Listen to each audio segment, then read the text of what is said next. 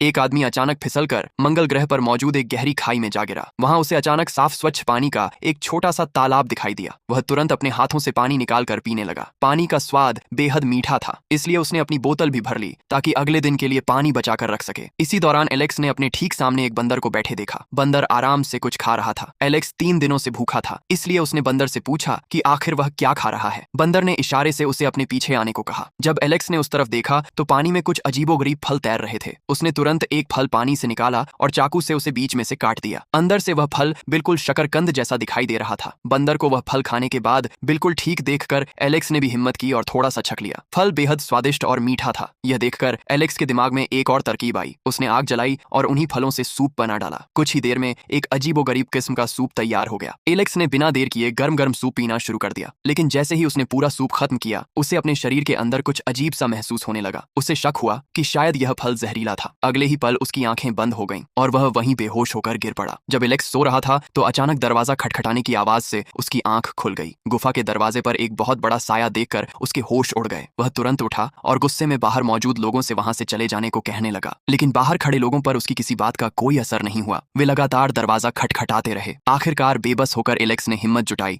और धीरे धीरे दरवाजे की तरफ बढ़ने लगा। जैसे ही उसने दरवाजे के सामने रखा हुआ पत्थर हटाया, सामने का नजारा देखकर उसके होश ही उड़ गए।